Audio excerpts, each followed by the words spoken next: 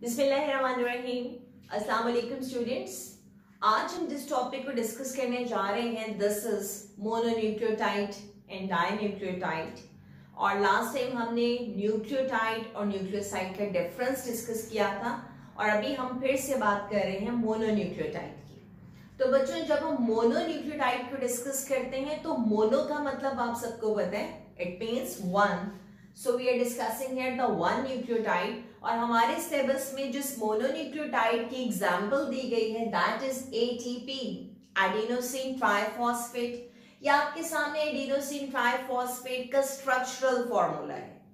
आप जरा गौर कीजिएगा, यहाँ पर ये स्ट्रक्चर है राइबोज यानी कि 5 carbon sugar. This is the nitrogenous base.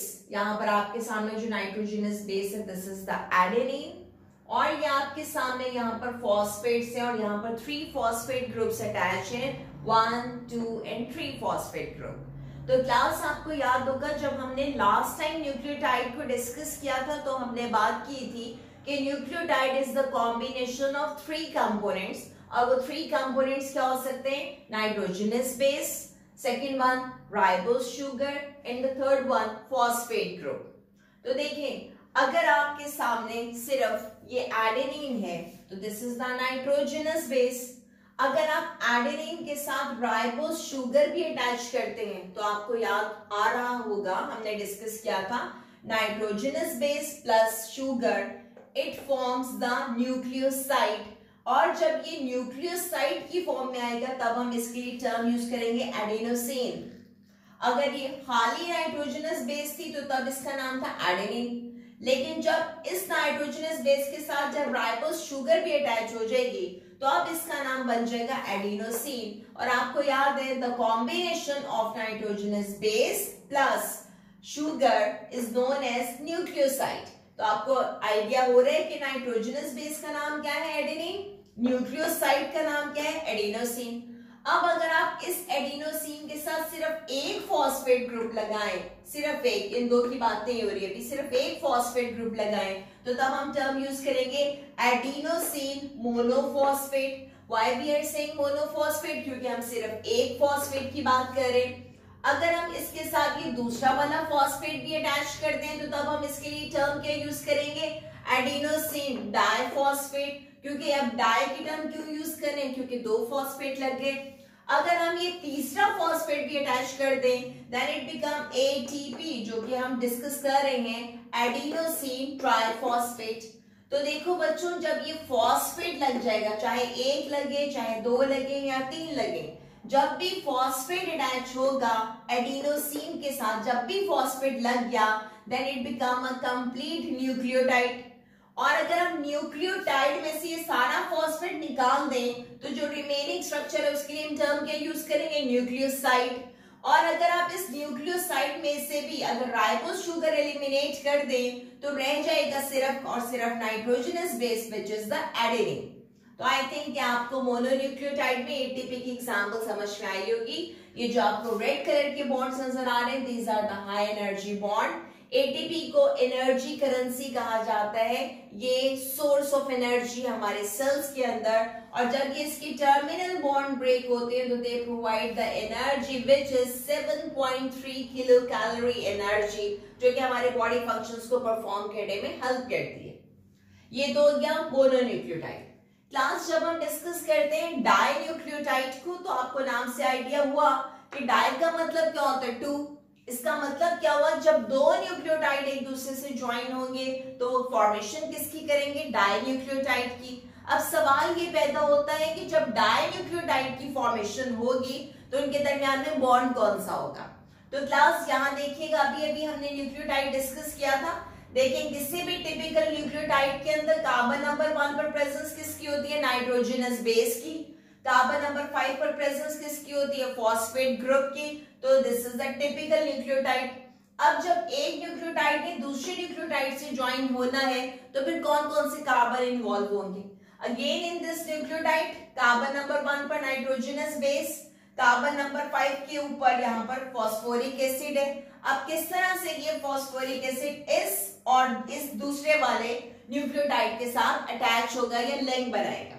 देखें, इस जगह पर जहां पर ये CH2OH है, इस न्यूक्लियोटाइड के कार्बन नंबर 5 पर, यहां पर फिर से क्या होगा कि ये फॉस्फोरिक एसिड रिलीज किसको करेगा, it will release the water molecule.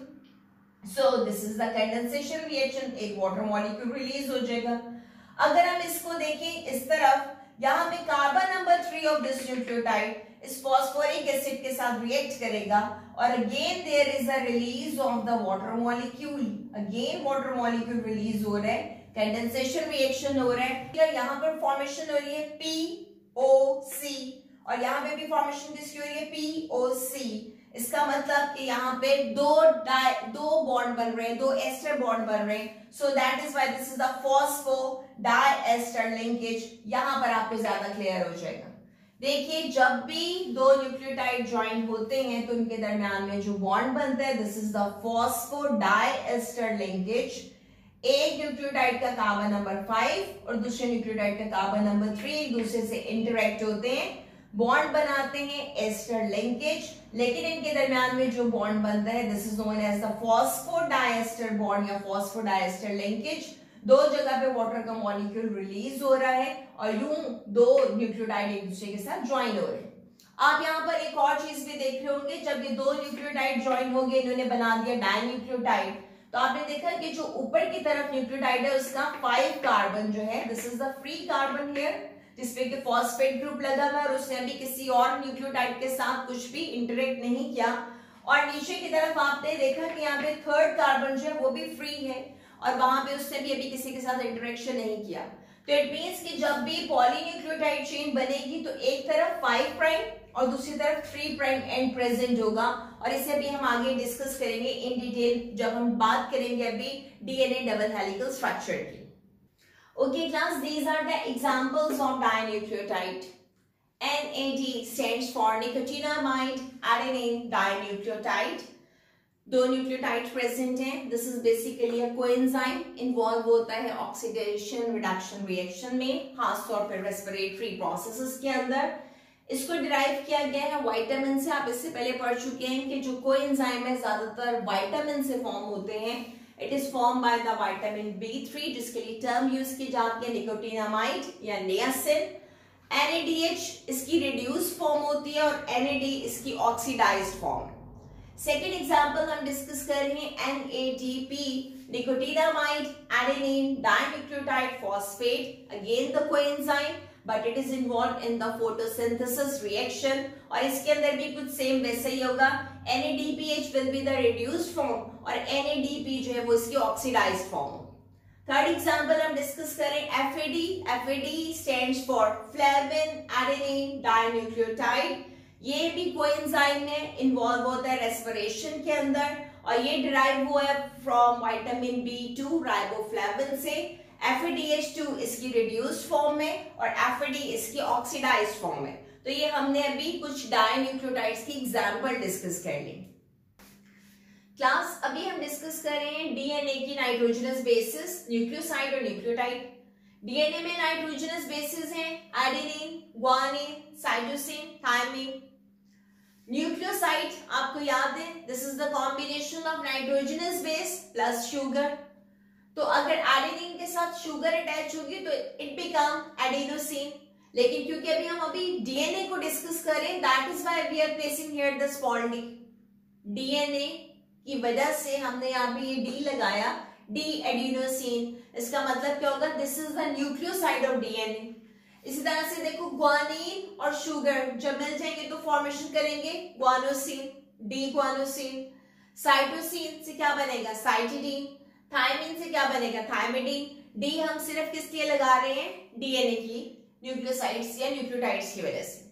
Nucleotides का कॉम्बिनेशन क्या होता है, nitrogenous base, sugar and phosphate, like adenosine monophosphate, adenosine diphosphate, adenosine triphosphate. बिल्कुल इसी तरह से हमने यहाँ पे भी शुरू में डी लगा दिया ताकि आपको पता चल जाए कि अभी हम डीएनए के न्यूक्लियोटाइड्स को डिस्कस कर रहे हैं।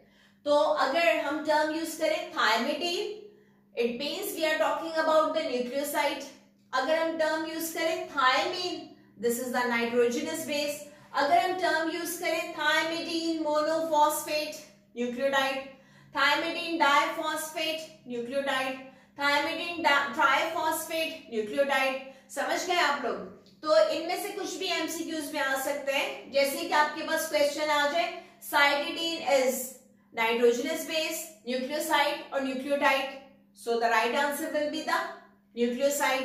अगर आ जाए साइटिडीन डाइफॉस्फेट तो answer will be the nucleotide, और अगर आ जाए सिर्फ cytosine so the answer will be the nitrogenous base. Now these are the nitrogenous bases nucleoside and nucleotide of RNA.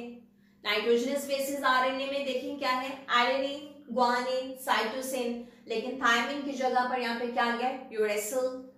Nucleosides क्या होंगे, अभी हमें आइडिया तो हो चुका है कि nucleoside is the combination of nitrogenous base plus sugar. This will be the adenosine, guanosine, cytidine, uridine, और again the here same thing, जब भी फॉस्फेट लग जाएगा तो it become the nucleotide. So MCQ क्या बन सकते हैं, यूरेसिल इज न्यूक्लियोटाइड, न्यूक्लियोसाइड और nitrogenous base, so answer will be the nitrogenous base. Uridine monophosphate, इन तीनों में से क्या होगा, दैट फॉस्फेट लग गया, that means it is nucleotide. Uridine, this is the nucleoside.